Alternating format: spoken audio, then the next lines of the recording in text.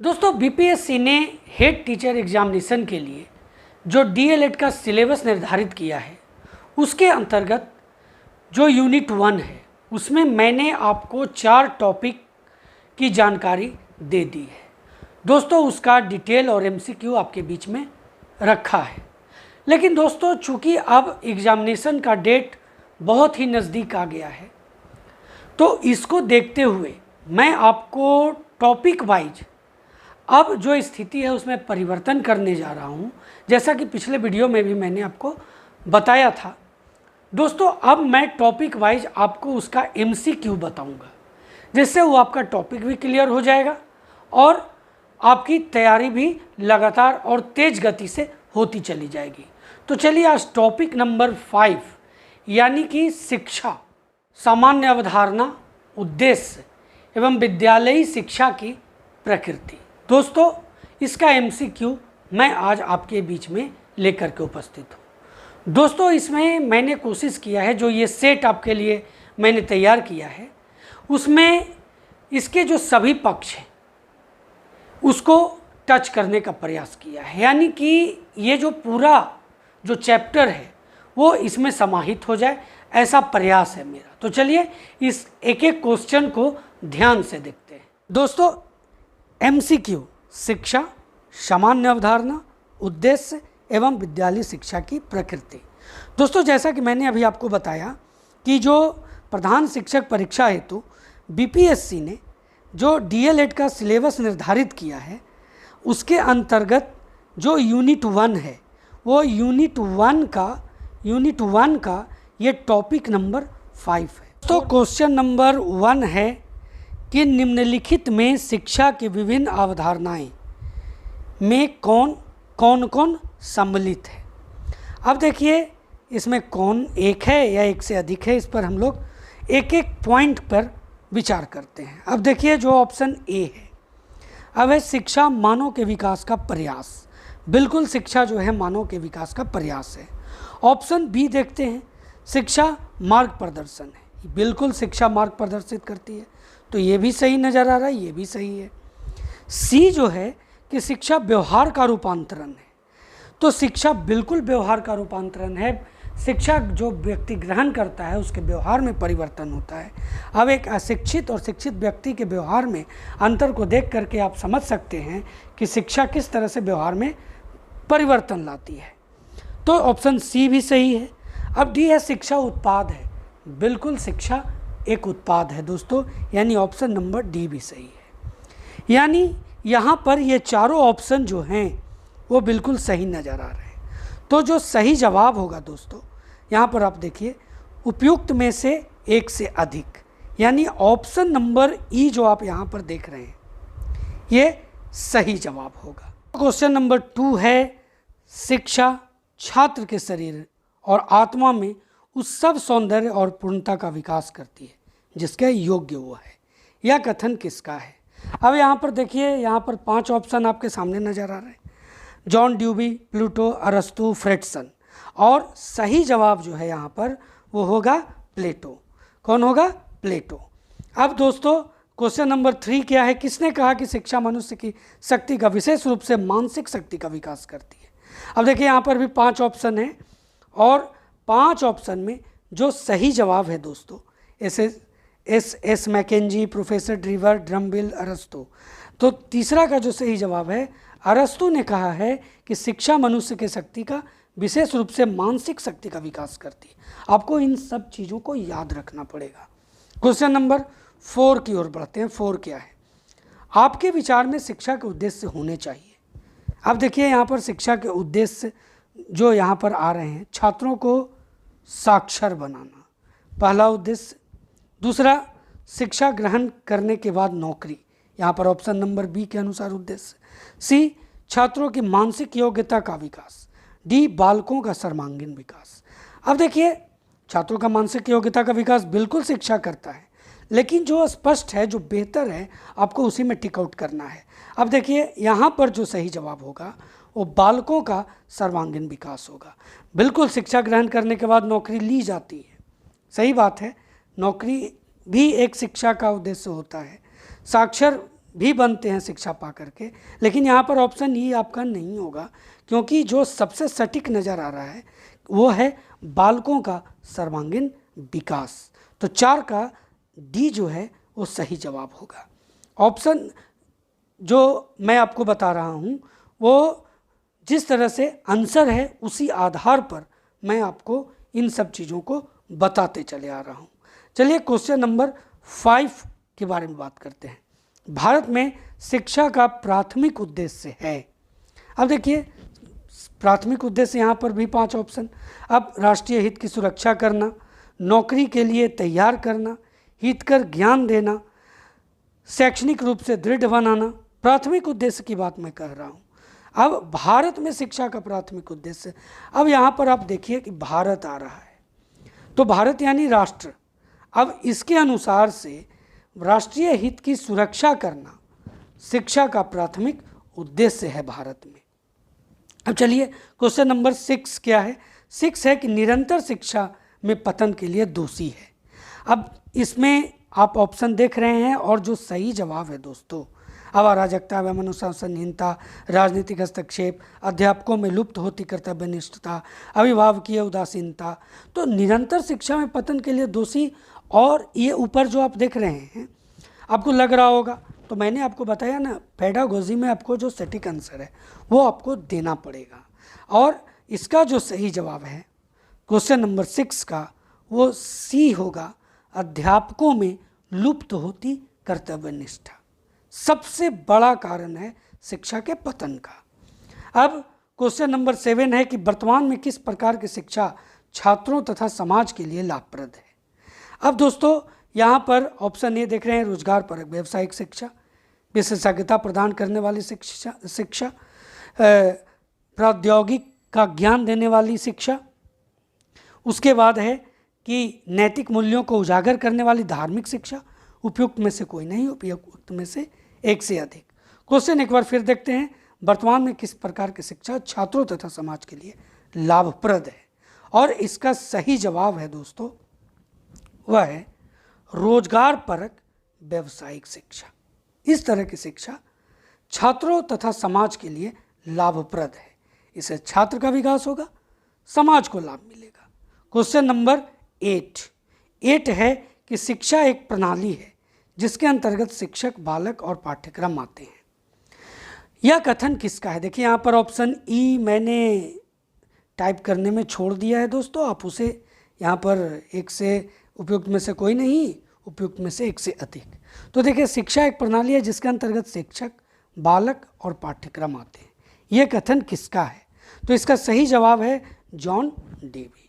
John Dewey ने ये बातें कही है कि शिक्षा एक प्रणाली है जिसके अंतर्गत कौन आते हैं? शिक्षक, बालक और सिलेबस यानी पाठ्यक्रम। और ये किसने कहा? जॉन डेवी ने कहा। अब देखिए क्वेश्चन नंबर 9 देखते हैं, निम्न में से क्या आजकल दी जा रही शिक्षा की प्रमुख विशेषता है? अब यहाँ पर आप ऑप्शन देख रहे हैं, लेकिन जो सही जवाब है उसको मैं आपको बता देता हूँ। इसका ऑप्शन नंबर बी सही होगा। इसमें ज्ञान का स्वरूप एकदम सैद्धांतिक है, जो शिक्षा की विशेषता है दोस्तों। अब बालकों के भविष्य को सुधारती है, इसमें ज्ञान उच्च श्रेणी का है, इसमें ज्ञान का स्वरूप नीरस है, ये तो होगा ही नहीं। तो ये जो आप क्वेश्चन देख रहे हैं, आजकल जो दी जा रही शिक्षा के ध्यान में रख करके जो प्रमुख विशेषता है, ऐसे विशेषता भविष्य को सुधारती है, बिल्कुल देती है, लेकिन आजकल के शिक्षा के मामले में जो ऑप्शन नंबर बी है वो सही जवाब है। क्वेश्चन नंबर 10 की ओर बढ़ते हैं। 10 है, जब कोई व्यक्ति अनियंत्रित वातावरण में शिक्षा ग्रहण करता है, देखिए यहाँ पर शिक्षा ग्रहण करता है तो शिक्षा को क्या कहते हैं? अनियंत्रित वातावरण में। अब इस अनियंत्रित वातावरण है, वहाँ पर कोई नियंत्रण नहीं है, तो वैसे शिक्षा को व्यापक शिक्षा बोलते हैं दोस्तों। व्यापक शिक्षा ऐसी शिक्षा होती है जो अनियंत्रित वातावरण में व्यक्ति को प्रदान की जाती है, उसमें कोई नियंत्रण नहीं रहता, हर तरह की शिक्षा जहाँ पर दी जाती है। अब चलिए क्वेश्चन नंबर 11 क्या है? 11 है कि स्कूली शिक्षा को किस प्रकार की शिक्षा की संज्ञा दी जाती है? ऑप्शन ए संकुचित शिक्षा, बी सामान्य शिक्षा, सी व्यापक शिक्षा, डी विशेष शिक्षा, या उपयुक्त में से कोई नहीं, उपयुक्त में से एक से अधिक। आप कर लेंगे, ये कुछ छूट यही है, उपयुक्त में से एक से अधिक, एक से अधिक। तो दोस्तों यहाँ पर हम लोग देखते हैं इसका सही जवाब क्या है। तो 11 का जो सही जवाब है, स्कूली शिक्षा को किस प्रकार की शिक्षा की संज्ञा दी जाती है, तो मैं आपको बता दूं कि स्कूली शिक्षा को संकुचित शिक्षा की श्रेणी में रखा जाता है। और ध्यान रहे, हमेशा आपको याद रखना पड़ेगा कि स्कूली शिक्षा जो है वो संकुचित शिक्षा की श्रेणी में आता है, क्योंकि यहाँ पर पाठ्यक्रम निश्चित होते हैं, एक निश्चित वातावरण में बच्चों को शिक्षा दी जाती है। अब देखिए इस मामले में हम लोग यहाँ पर थोड़ा ध्यान से देखें। स्कूली शिक्षा को संकुचित शिक्षा इसलिए कहा जाता है क्योंकि वहाँ पढ़ने से ही जो वहाँ मतलब पढ़ाई होती है, एक सिलेबस पढ़ने का तरीका निर्धारित होता है और उसी के अनुरूप शिक्षा दी जाती है। इसलिए इसकी आलोचना ये कहकर की जाती है कि इससे विद्यार्थी कुछ खास चीज़ों के अलावा कुछ और नहीं सीख पाता है और वो एक रट्टू तोता बनकर रह जाता है। इसे कृत्रिम विकास की प्रक्रिया भी कहा जाता है। यानी स्कूली शिक्षा को आप कृत्रिम विकास की प्रक्रिया भी कह सकते हैं। कृत्रिम विकास की प्रक्रिया भी आप नोट कर लेंगे, ये इसका जवाब एक हो सकता है। तो क्वेश्चन नंबर 12 है, किस प्रकार की शिक्षा का कोई उद्देश्य निर्धारित नहीं रहता। ऑप्शन औपचारिक, अनौपचारिक, निरौपचारिक, सामूहिक शिक्षा। तो इसका जो सही जवाब होगा वो होगा अनौपचारिक शिक्षा। अनौपचारिक शिक्षा का कोई उद्देश्य निर्धारित नहीं होता। औपचारिक शिक्षा जिसके अंतर्गत स्कूल आते हैं, विद्यालय आते हैं और उसका एक उद्देश्य निर्धारित होता है, लेकिन अनौपचारिक शिक्षा का कोई उद्देश्य निर्धारित नहीं होता। क्वेश्चन नंबर 13 देखते हैं, शिक्षा द्वारा मनुष्य के उन अंतर्निहित शक्तियों का, गुणों का दिग्दर्शन होता है जिनका प्रकट होना शिक्षा के बिना असंभव है। उक्त कथन किसका है। अब देखिए यहाँ पर 5 ऑप्शन है दोस्तों, 5 ऑप्शन है और 5 ऑप्शन में जो सही जवाब है वो 13 का, वो ऑप्शन नंबर ए है। एडिसन का ये कथन है, शिक्षा द्वारा मनुष्य के उन अंतर्निहित शक्तियों का, गुणों का दिग्दर्शन होता है जिनका प्रकट होना शिक्षा के बिना असंभव है। आप नोट कर लेंगे और सामने ये जो कथन जिनका है उनका नाम नोट कर लेंगे। क्वेश्चन नंबर 14, शिक्षा अवधारणा में शामिल है। शिक्षा अवधारणा में शामिल है, चलिए ऑप्शन पर नज़र डालते हैं। शिक्षा अवधारणा में क्या क्या शामिल है। शिक्षा मानव के विकास का प्रयास, बिल्कुल शिक्षा जैसा कि अवधारणा में शुरू में मैंने आपको बताया, उसी तरह प्रकार का एक और क्वेश्चन मैं आपके बीच में रखा हूँ। तो शिक्षा मानव के विकास का प्रयास, ये बिल्कुल सही होगा। शिक्षा प्रशिक्षण कार्य है, शिक्षा बिल्कुल प्रशिक्षण देती है। शिक्षा मार्गदर्शन है, ये भी सही है, उसमें भी हम लोगों ने देखा था। तो 2 तरह का क्वेश्चन आपको आ सकता है, इसलिए मैंने इन दोनों को जगह दिया है। शिक्षा कुंठित होती है, ये तो बिल्कुल गलत बात है। अब यहाँ पर 3 ऑप्शन सही है, ए, बी और सी, यानी एक से अधिक ऑप्शन आ रहा है, यानी ऑप्शन नंबर ई जो है एक से अधिक, वो सही जवाब होगा।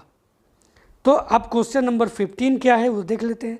शिक्षा मन, शरीर और आत्मा का एकीकरण है, यह किसने कहा। क्वेश्चन नंबर 15 की बात मैं कर रहा हूँ। नेपोलियन, महात्मा गांधी, गोपबंधु, टैगोर। दोस्तों अगर आपने इसके पहले पढ़ा होगा तो ये क्वेश्चन तो आपको आता ही होगा। शिक्षा मन, शरीर और आत्मा का एकीकरण है, ये बातें और किसी ने नहीं, हमारे राष्ट्रपिता महात्मा गांधी ने कही है। क्वेश्चन नंबर 16, विवेकानंद के लिए शिक्षा क्या है। अब क्वेश्चन नंबर 16 में देखिए, जन्मजात शक्तियों का विकास, पूर्णता को परिभाषित करें, मन, शरीर और आत्म का विकास, दिव्य पूर्णता की अभिव्यक्ति। उपयुक्त में से कोई ना, उपयुक्त में से एक से अधिक। लेकिन यहाँ जो सही जवाब है, विवेकानंद के लिए जो शिक्षा है वो दिव्य पूर्णता की अभिव्यक्ति है। ये है शिक्षा, ये विवेकानंद ने कहा है और उनके अनुसार ये बातें हैं। अब क्वेश्चन नंबर 17 है कि व्यावसायिक शिक्षा का मुख्य उद्देश्य क्या है। अब क्वेश्चन नंबर 17 का जो सही जवाब है वो है मानसिक विकास। व्यावसायिक शिक्षा क्या करती है, आपकी मानसिक विकास करती है। अब इससे क्या होता है कि आप अपने व्यवसाय को आगे ले जाते हैं, उसमें उन्नति करते हैं और देश, राष्ट्र, समाज के निर्माण में महत्वपूर्ण भूमिका निभाते हैं। क्वेश्चन नंबर 18 की ओर बढ़ते हैं। 18 क्या है, शिक्षा का व्यक्तिगत उद्देश्य का समर्थक कौन नहीं है। अब यहाँ पर देखिए रूसो, अरस्तु, फ्रोबेल हर वर्ष। लेकिन जो सही जवाब है दोस्तों, शिक्षा का व्यक्तिगत उद्देश्य का समर्थक अरस्तु ने नहीं किया है, यानी ऑप्शन नंबर सी सही जवाब होगा। क्वेश्चन नंबर 19 है, शिक्षा का लोकतांत्रिक उद्देश्य कौन सा नहीं है? लोकतांत्रिक उद्देश्य की मैं बात कर रहा हूँ। अब देखिए यहाँ पर ऑप्शन आप देख रहे हैं, व्यक्तिगत सम्मान लोकतांत्रिक उद्देश्य है, सहिष्णुता लोकतांत्रिक उद्देश्य है, राष्ट्रीय एकीकरण की प्रवृत्ति ये तो बिल्कुल नहीं लोकतांत्रिक उद्देश्य है। तो कौन नहीं है? चरित्र निर्माण लोकतांत्रिक उद्देश्य नहीं है। तो ये जो ऑप्शन नंबर सी होगा वो सही जवाब होगा। क्वेश्चन नंबर 20 है कि निम्नलिखित में से कौन शिक्षा का औपचारिक साधन नहीं है? अब औपचारिक साधन कौन नहीं है? परिवार, विद्यालय, पुस्तकालय, संग्रहालय। तो दोस्तों इसका सही जवाब है कि विद्यालय का जो औपचारिक साधन नहीं है, तो उसका जो सही जवाब मैं आपको बता रहा हूँ वो है संग्रहालय। संग्रहालय शिक्षा का औपचारिक साधन नहीं है। परिवार है, विद्यालय है, पुस्तकालय, संग्रहालय नहीं है। अब देखिए क्वेश्चन नंबर 21 की ओर बढ़ते हैं। निम्नलिखित में से कौन सा स्थान विद्यालय के लिए सर्वोत्तम स्थान हो सकता है?